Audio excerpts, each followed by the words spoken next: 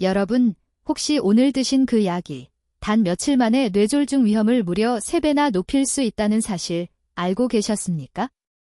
정말 놀랍게도 우리나라 60세 이상 성인의 90%가 매일 별 의심 없이 드시는 흔한 약들 속에 이런 시한폭탄 같은 위험이 숨어 있습니다. 더 충격적인 건 정작 약을 드시는 환자분들은 이 사실을 전혀 모르고 계신다는 점입니다. 저는 지난 20년간 신경과 전문의로 일하며 수많은 뇌졸중 환자분들을 만났습니다. 그중 제 가슴을 가장 아프게 했던 건 바로 충분히 막을 수 있었던 뇌졸중이었습니다. 평소 건강하시던 분들이 단지 약 먹는 법을 조금 잘못 아셨거나 약물 간의 치명적인 충돌을 모르셨다는 이유 하나만으로 갑자기 쓰러지시는 경우. 이런 안타까운 일은 없어야 합니다. 제가 이 영상을 만든 이유도 바로 여러분과 여러분의 소중한 가족들이 이런 불행을 겪지 않으셨으면 하는 간절함 때문입니다. 오늘 말씀드릴 4가지 위험 요소만 정확히 아셔도 뇌졸중의 공포로부터 여러분 자신을 확실하게 지키실 수 있습니다. 자, 나와 가족의 건강을 위해 지금 바로 구독 버튼 눌러주시고 끝까지 집중해 주십시오. 생명을 지키는 정말 중요한 이야기입니다. 먼저, 왜 60세가 넘으면 똑같은 약도 더 위험해지는지부터 짚고 넘어가겠습니다. 나이가 들면 우리 몸은 변합니다. 혈관벽은 딱딱해지고 탄력은 떨어지죠. 특히 간과 신장의 해독 능력은 젊었을 때보다 30% 가까이 뚝 떨어집니다. 즉, 독소를 분해하고 배출하는 엔진의 성능이 예전 같지 않다는 뜻입니다. 게다가 60세 이상 어르신들의 80%는 고혈압, 당뇨 같은 만성질환을 앓고 계십니다. 이미 뇌졸중의 불씨를 안고 계신 셈인데 여기에 특정 약물이 기름을 붓는다면 어떻게 될까요? 통계를 보면 65세 이상에서 뇌졸중은 1,000명당 5명꼴로 발생하지만 잘못된 약물 복용 시 이 위험은 순식간에 2~3배로 치솟습니다. 정말 무서운 건 이 부작용이 언젠가 나타나는 게 아니라 약을 먹기 시작한 첫 일주일 내에도 급격히 나타날 수 있다는 점입니다. 바로 이 골든타임을 놓치시면 안 됩니다. 그 첫 번째 위험 약물, 바로 별표 진통소염제 별표입니다. 의학 용어로는 제네스에이드, 첸세이드라고 하죠. 무릎이나 허리가 쑤실 때 우리 어르신들이 가장 먼저 찾는 약, 바로 그겁니다. 디클로페낙, 이부프로펜, 나프록센 같은 성분들이죠. 약국에서 쉽게 사고 효과도 빠르니 상비약처럼 드시지만 여기엔 치명적인 함정이 있습니다. 이 약들이 혈관을 어떻게 망가뜨리는지 딱 5가지로 정리해 드립니다. 첫째, 혈관 보호막을 없앱니다. 혈관 내벽을 코팅해주는 프로스타사이클린이라는 물질 생성을 방해해서 혈관벽을 거칠게 만들고 피떡이 잘 달라붙게 합니다. 둘째, 혈압을 강제로 올립니다. 소변으로 빠져나가야 할 나트륨과 수분을 몸에 가두면서 혈관을 꽉 조이게 만듭니다. 특히 고혈압 약을 드시는 분들에겐 혈압약 효과를 무력화시키기 때문에 더욱 치명적입니다. 셋째, 콩팥을 공격합니다. 신장으로 가는 피를 줄여 기능을 떨어뜨리는데 신장이 망가지면 혈압 조절은 더더욱 안 되는 악순환에 빠집니다.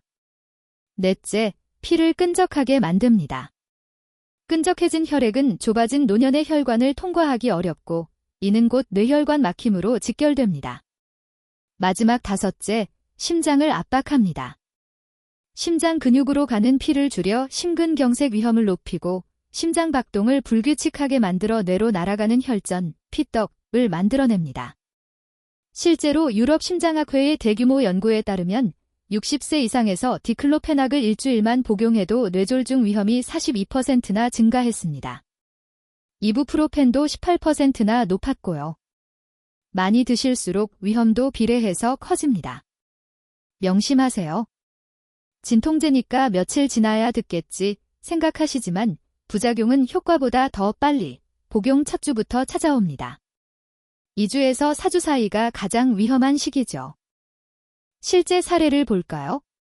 부산에 사시는 67세 김할머니 이야기입니다. 평소 혈압 관리를 잘 하시던 분인데 무릎 통증 때문에 약국에서 진통제를 사서 하루 3번, 딱 일주일 드셨습니다. 그런데 어느 날 아침 갑자기 왼쪽 팔에 힘이 빠지고 말이 어눌해지며 쓰러지셨습니다. 검사 결과는 뇌혈관이 막힌 급성 뇌경색이었습니다. 원인은 바로 드시던 혈압약과 진통제가 충돌하면서 혈압이 통제 불능 상태가 되었기 때문이었습니다. 다행히 빨리 오셔서 회복하셨지만 조금만 늦었어도 돌이킬 수 없는 결과를 맞이했을 겁니다. 그럼 무릎이 쑤시고 허리가 끊어질 듯 아픈데 무작정 참으란 말이냐? 라고 물으실 겁니다. 방법은 있습니다. 우선 진통제를 꼭 드셔야 한다면 별표 최소 용량으로 최단기간 별표만 드십시오. 길어도 하루 이틀이면 충분합니다. 그 이상 통증이 계속된다면 자가 진단하지 마시고 반드시 의사와 상의하셔야 합니다. 특히 혈압약, 당뇨약 혹은 혈전용 해제, 피를 묽게 하는 약을 드시는 분들은 약물 충돌 위험이 크니 각별히 조심해야 합니다. 약 대신 다른 방법도 적극 활용해 보세요. 온찜질이나 냉찜질을 하루 3번, 15분씩만 해도 염증 완화에 큰 도움이 됩니다. 가벼운 스트레칭, 관절 운동, 마사지도 좋고요. 한의원에서 받으시는 물리치료나 침, 그리고 뼈와 근육을 맞춰주는 추나치료도 훌륭한 대안입니다.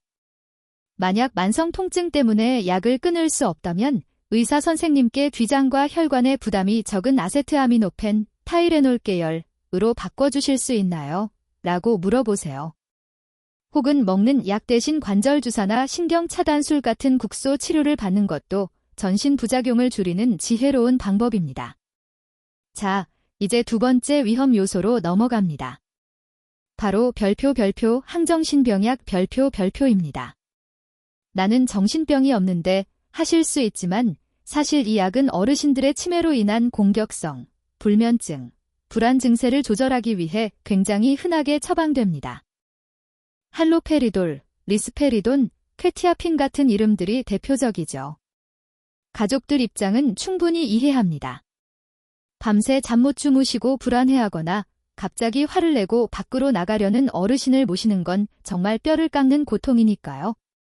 그래서 어쩔 수 없이 이 약의 도움을 받게 됩니다. 하지만 이 약에는 보호자분들이 꼭 아셔야 할 치명적인 부작용이 숨어 있습니다.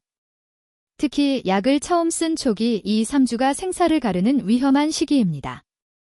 도대체 이 약이 뇌에 무슨 짓을 하는 걸까요? 6가지로 설명해 드립니다. 첫째, 혈관을 쥐어짭니다. 뇌혈관을 조절하는 자율신경계를 교란시켜 혈관을 갑자기 수축시켰다 확장시킵니다. 이런 급격한 변화는 낡은 혈관벽에 금을 가게 만듭니다. 둘째, 심장 박동을 망가뜨립니다. 심장의 전기 신호를 방해해 부정맥을 유발하죠. 특히 심방세동이 생기면 심장에서 만들어진 피떡이 뇌로 날아가 뇌혈관을 막아버립니다. 이 경우 뇌졸중 위험은 무려 5배나 치솟습니다. 셋째, 기립성 저혈압을 부릅니다. 누워있다 일어날 때 혈압이 뚝 떨어지면서 뇌로 가는 피가 순간적으로 끊겨 뇌경색이 올 수 있습니다. 넷째, 몸을 굳게 만듭니다. 약 기운 때문에 몸이 나른해지고 움직임이 줄어들면 다리 정맥에 피가 고여 혈전이 생깁니다. 이 혈전이 떠돌다 뇌나 폐를 막는 것이죠. 다섯째, 피를 탁하게 합니다. 혈당을 올리고 콜레스테롤 수치를 악화시켜 장기적으로 혈관을 병들게 합니다. 여섯째, 체온 조절 능력을 떨어뜨립니다.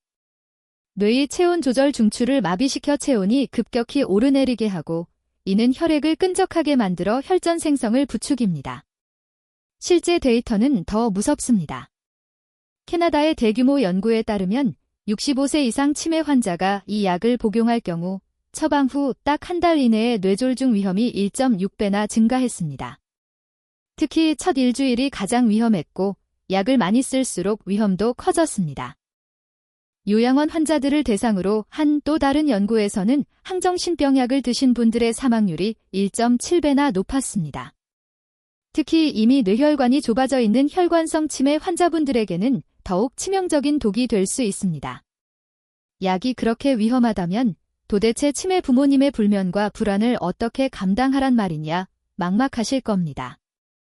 약보다 먼저 생활의 리듬을 바꿔보십시오. 가장 강력한 처방전은 별표 규칙적인 생활 별표입니다. 낮에는 충분히 햇볕을 쬐며 산책을 하시거나 가벼운 체조, 텃밭 가꾸기 같은 신체 활동을 통해 지금은 활동하는 낮이다라는 신호를 뇌에 주셔야 합니다. 밤에는 조명을 어둡게 하고 조용한 분위기를 만들어 이제 쉴 때라는 걸 알려주시고요. 심리적 안정도 중요합니다. 어르신께 익숙한 물건을 곁에 두시고 가족 사진을 보거나 좋아하시던 옛날 노래를 들려주세요. 옛날 이야기를 나누거나 손자녀들과 함께 퍼즐 맞추기, 색칠 공부를 하는 것도 뇌를 자극하는 훌륭한 치료법입니다. 무엇보다 등을 가만히 쓸어드리거나 손을 잡아드리는 따뜻한 신체 접촉은 그 어떤 진정제보다 불안감을 줄이는 데 효과적입니다. 그럼에도 불구하고 약물 치료가 꼭 필요하다면 원칙을 지키셔야 합니다. 가장 낮은 용량으로 시작해서 아주 천천히 늘려가세요. 그리고 약을 시작한 첫 2주에서 3주는 가족분들이 감시자가 되셔야 합니다. 이때 즉시 응급실로 달려가야 할 위험 신호가 있습니다. 갑자기 말이 어눌해지거나 한쪽 팔다리에 힘이 쑥 빠지거나 극심한 어지러움과 두통을 호소하실 때입니다. 걷다가 갑자기 넘어지시거나 호흡이 거칠어지는 경우도 마찬가지입니다. 이런 증상은 약 부작용을 넘어 뇌졸중의 전조 증상일 수 있으니 1분 1초가 급합니다. 정기적으로 혈압, 맥박, 심전도 검사를 챙기는 것도 잊지 마십시오. 이제 세 번째 위험 요소로 넘어갑니다. 바로 별표 호르몬제 별표입니다. 60세 이상에서 아주 흔하진 않지만 늦은 갱년기 증상이나 노화 방지 목적으로 에스트로겐, 프로게스테론, 남성분들은 테스토스테론 치료를 받으시는 분들이 계십니다. 호르몬을 보충하면 젊어지겠지 라고 생각하시지만 60세가 넘어서 시작하는 호르몬 치료는 득보다 실, 즉 위험이 훨씬 큽니다. 이 호르몬들이 뇌졸중의 방아쇠를 당기는 5가지 이유를 알려드립니다. 첫째, 피를 굳게 만듭니다. 특히 에스트로겐은 간을 자극해 피를 굳히는 응고인자들을 쏟아내게 합니다. 반대로 혈전을 녹이는 물질은 줄여버리죠. 혈관 속에서 피가 젤리처럼 굳기 쉬운 환경이 되는 겁니다. 둘째, 혈관벽에 염증을 일으킵니다. 혈관 내피세포를 자극해 염증을 유발하고 혈소판이 혈관벽에 덕지덕지 달라붙게 만듭니다. 셋째, 콜레스테롤의 질을 떨어뜨립니다. 좋은 콜레스테롤, HDL은 늘려주지만 나쁜 콜레스테롤, LDL을 더 해로운 형태로 변질시키고 중성지방 수치를 높여 혈관을 병들게 합니다. 넷째, 혈압과 혈당을 망가뜨립니다. 일부 호르몬은 혈압을 직접 올리고 인슐린 저항성을 높여 당뇨 조절을 어렵게 만듭니다. 이 모든 게 뇌졸중의 지름길이죠. 다섯째, 기존 위험과 만나면 폭발합니다. 이미 고혈압, 비만, 흡연 같은 위험 인자가 있는 분이 호르몬제를 쓰면 위험이 단순히 더해지는 게 아니라 별표 기하급수적 별표로 폭증합니다. 곱셈 효과가 나는 거죠. 실제 미국 여성건강연구 WHI의 충격적인 결과를 볼까요? 60세 이상 여성이 에스트로겐과 프로게스테론 복합제를 복용한 경우 뇌졸중 위험이 41%나 증가했습니다. 특히 뇌출혈 위험이 컸습니다. 에스트로겐만 써도 위험은 39%나 높았습니다. 더 무서운 건 이 위험이 별표 치료 시작 후 1년 이내 별표에 가장 높았다는 점입니다. 오래 먹으면 위험하겠지가 아닙니다. 먹기 시작하자마자 위험해진다는 뜻입니다. 남성분들도 안심할 수 없습니다. 테스토스테론 치료를 받은 65세 이상 남성 역시 뇌졸중과 심근경색 위험이 유의미하게 증가한다는 연구 결과들이 계속 나오고 있습니다. 그렇다면 약 없이 갱년기의 고통을 어떻게 다스려야 할까요? 정답은 별표 생활 습관 별표에 있습니다. 가장 강력한 치료제는 별표 운동 별표입니다. 특히 근력 운동과 유산소 운동을 섞어서 하시면 호르몬 불균형을 잡는 데 탁월합니다. 주 3회 이상, 하루 30분씩 땀이 날 정도로 움직이세요.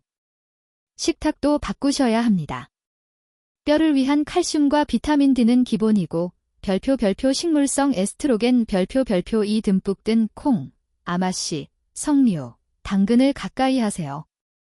반대로 카페인, 술, 그리고 맵고 짜고 자극적인 음식은 갱년기 증상에 불에 기름을 붓는 격이니 줄이셔야 합니다.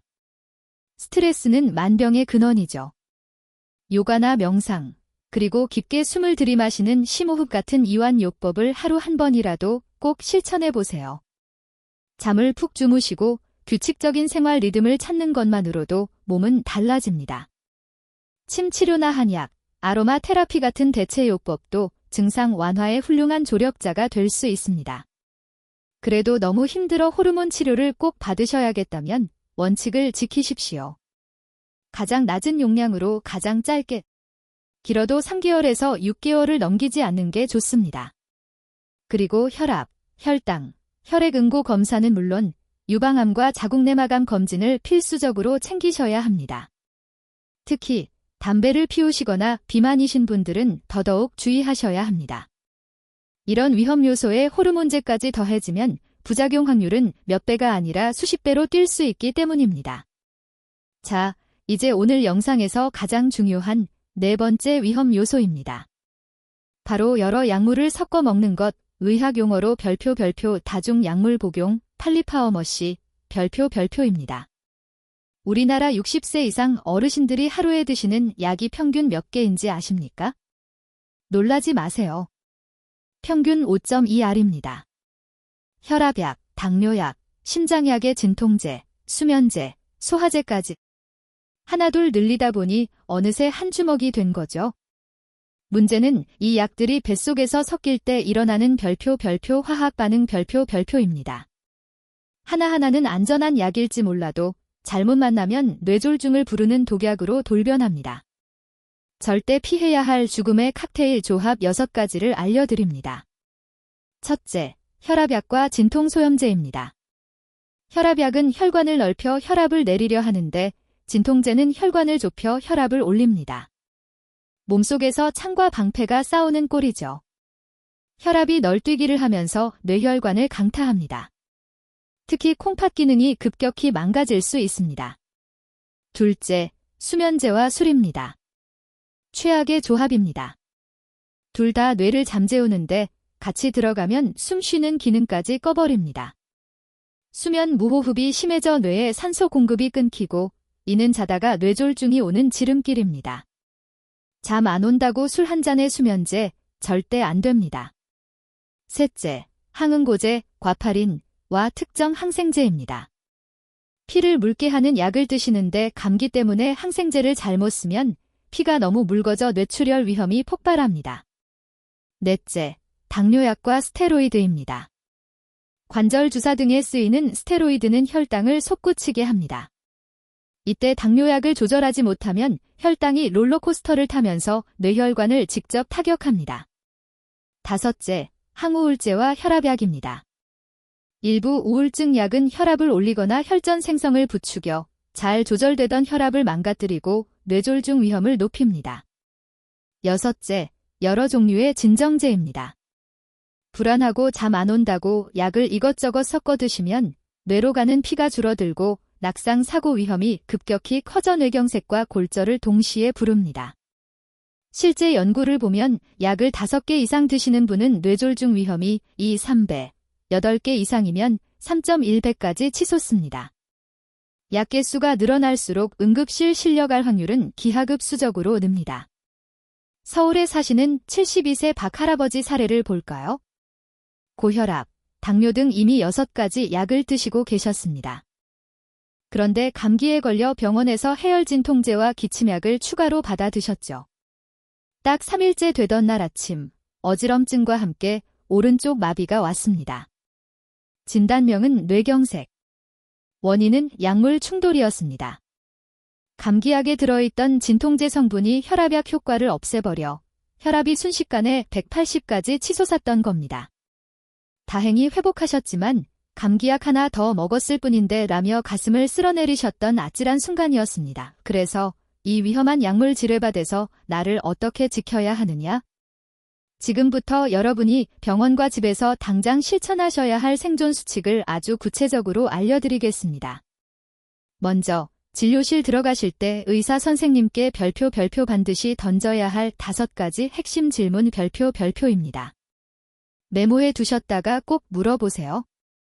첫째, 제가 먹는 이 모든 것들이 서로 충돌하진 않나요?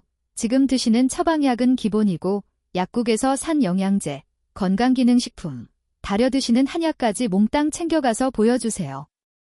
많은 분들이 건강식품은 약 아니잖아 하시는데 천만의 말씀입니다. 이것들도 약과 만나면 독이 될 수 있습니다. 둘째, 새로 주시는 약 언제 끊을 수 있나요? 무조건 처방대로만 드시지 말고 이 약의 부작용은 무엇인지, 정확히 언제까지 먹고 어떻게 줄여나갈 것인지 출구 전략을 물어보셔야 합니다. 특히 뇌졸중과 관련된 위험 신호가 무엇인지 미리 들어두셔야 합니다. 셋째, 혹시 뺄 수 있는 약은 없나요? 이른바 별표약 다이어트 별표입니다. 습관적으로 계속 드시던 위장약, 소화제 중에 이제는 필요 없는 게 분명히 있습니다. 정기적으로 약 개수를 줄여달라고 요청하는 것만으로도 위험은 절반으로 줍니다. 넷째, 응급 상황이 오면 어떤 증상이 나타나나요? 그냥 몸이 안 좋으면 오세요가 아닙니다. 깨질 듯한 두통인지, 빙글빙글 도는 어지러움인지, 아니면 팔다리 마비인지, 바로 119를 불러야 할 구체적인 신호를 확인해 두세요. 다섯째, 다른 병원 갈 때 뭘 보여줘야 하나요? 응급실에 실려갔을 때 내가 무슨 약을 먹는지 의료진이 모르면 치료가 늦어집니다. 내 약물 정보를 어떻게 정리해서 다녀야 할지 상의해 두십시오. 다음은 여러분의 24시간을 지켜줄 생활습관 4대 원칙입니다. 1. 내 몸의 소리에 귀 기울이세요. 바디 마너터링. 평소랑 다른 느낌을 절대 무시하지 마세요. 갑작스런 두통, 어지러움, 말이 어눌해지거나 시야가 흐려지는 증상, 쿵쿵대는 혈압 변화. 특히 새로운 약을 먹고 첫 2주 동안 이런 증상이 있다면 즉시 의심하셔야 합니다. 달력에 증상 일기를 쓰시면 의사가 원인을 찾는데 결정적인 단서가 됩니다. 2. 먹고, 자고, 움직이는 기본을 지키세요. 잠은 보약입니다. 매일 같은 시간에 주무시고 7, 8시간 푹 주무셔야 혈관을 망가뜨리는 스트레스 호르몬이 줄어듭니다. 낮잠은 30분만 주무시고요. 운동은 숨이 찰 정도의 유산소 운동을 매일 30분, 근력 운동은 주 2회. 식사는 싱겁게, 술, 담배는 끊으셔야 합니다. 이 기본만 지켜도 별표 뇌졸중 위험을 30% 별표나 줄일 수 있다는 건 과학적으로 증명된 사실입니다. 3. 마음의 독, 스트레스를 빼내세요. 우울하고 화가 나면 피가 끈적해지고 혈전이 생깁니다. 혼자 끙끙 앓지 마시고 친구를 만나 수다도 떨고 취미생활, 종교활동, 봉사활동을 하세요. 사람들과 어울리는 것이 뇌혈관을 지키는 훌륭한 치료제입니다. 4. 가족이 최고의 주치의입니다. 혼자서는 이 모든 걸 챙기기 벅찹니다. 배우자나 자녀분들이 우리 부모님이 무슨 약을 드시는지 꿰뚫고 있어야 합니다. 어머니 오늘따라 걸음걸이가 이상하시네. 아버지가 말이 좀 느려지셨어. 이런 변화는 가족만이 가장 먼저 알아챌 수 있습니다. 병원 가실 때도 꼭 같이 가셔서 의사 설명을 함께 듣고 기록해 주십시오. 자, 이제 마지막으로 당장 오늘부터 시작할 수 있는 별표 단계별 실천 방법 별표를 정리해 드리겠습니다. 1단계는 약장 대청소입니다. 지금 집안 구석구석에 있는 모든 약을 거실 식탁 위에 쏟아 놓으세요. 병원 처방약은 기본이고 서랍 속 진통제, 영양제, 홍삼이나 한약까지 전부 다요. 그리고 목록을 만드십시오. 약 이름, 하루 몇 번 먹는지, 누가 처방했는지 적으세요. 쓰기 힘들면 스마트폰으로 사진을 찍어두셔도 좋습니다. 이때 유통기한 지난 약은 미련 없이 쓰레기통으로 보내세요. 아까워하다가 병을 키웁니다. 2단계는 의사와의談판입니다. 방금 만든 목록이나 사진을 들고 주치의를 찾아가세요. 그리고 당당하게 요구하십시오. 선생님, 제가 먹는 이 약들 중에 서로 싸우는 건 없나요? 혹시 뺄 수 있는 약은 없습니까? 라고요. 특히 여러 병원을 다니신다면 과정은 선택이 아니라 필수입니다. 3단계는 증상 일기 쓰기입니다. 새로운 약을 드시기 시작했다면 딱 2주만 고생해주세요. 매일 내 혈압과 맥박이 어떤지, 잠은 잘 자는지, 입맛은 어떤지 수첩이나 핸드폰에 적으세요. 그냥 좀 이상했어요 라고 말하는 것보다 3일 전부터 혈압이 씩씩 올랐어요 라고 보여주는 기록이 의사에게는 생명을 살리는 결정적 단서가 됩니다. 4단계는 등급 키트 만들기입니다. 뇌졸중 골든타임을 놓치지 않으려면 미리 준비해야 합니다. 가족 연락처, 가장 가까운 응급실 번호, 그리고 내가 먹는 약 목록을 종이에 적어서 냉장고 문이나 현관에 붙여두세요. 지갑 속에도 하나 넣어두시고요. 내가 쓰러졌을 때 이 종이 한 장이 119구급 대원에게는 보물지도가 됩니다. 5단계는 369 점검입니다. 우리 몸은 계속 변합니다. 3개월마다 지금 먹는 약을 점검하고 6개월마다 혈압, 혈당, 콜레스테롤 수치에 맞춰 약 용량을 조절하세요. 몸에 안 맞는 옷은 버리면서 왜 몸에 안 맞는 약은 계속 드십니까? 약도 몸에 맞게 수선해서 드셔야 합니다. 마지막으로 오늘 말씀드린 죽음의 4가지 위험 요소 다시 한번 머리에 새겨드립니다. 첫째, 진통소염제. 반짝 효과만 보시고 끊으세요. 일주일 넘어가면 위험합니다. 둘째, 항정신병약. 처음 2-3주가 고비입니다. 가족분들이 두 눈 부릅뜨고 지켜봐 주셔야 합니다. 셋째, 호르몬제. 젊어지려다 뇌졸중 옵니다. 담배, 비만과 겹치면 시한폭탄이니 짧게만 쓰세요. 넷째, 다중약물 복용. 약 개수가 늘어날수록 위험은 곱하기가 됩니다. 약을 줄이는 것이 진짜 건강입니다. 이 4가지만 지키셔도 뇌졸중의 공포에서 벗어나실 수 있습니다.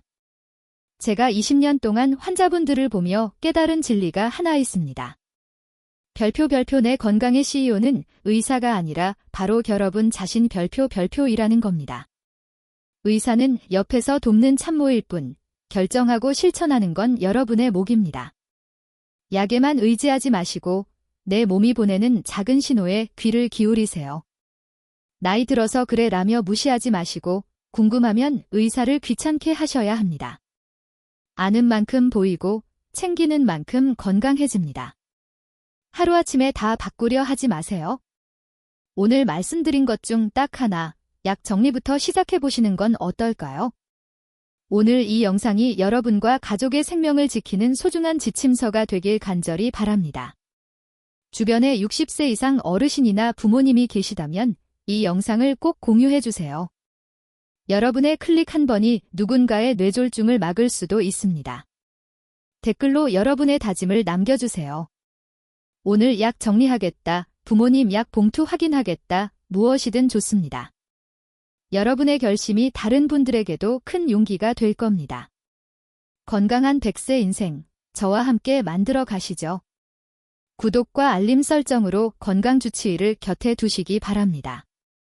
앞으로도 치매, 뇌졸중, 노화 예방에 대한 가장 정확하고 실용적인 정보로 다시 찾아오겠습니다. 마지막 당부 말씀입니다. 오늘 내용은 여러분의 이해를 돕기 위한 건강 정보입니다. 영상을 보시고 겁이 난다고 해서 상의 없이 갑자기 약을 끊으시면 절대 안 됩니다. 약을 조절하거나 끊는 모든 결정은 반드시 담당 의사 선생님과 충분히 상의하신 후에 내리셔야 한다는 점 꼭 명심해 주십시오. 여러분의 건강하고 행복한 노후를 진심으로 응원합니다. 오늘도 긴 영상 끝까지 시청해 주셔서 감사합니다.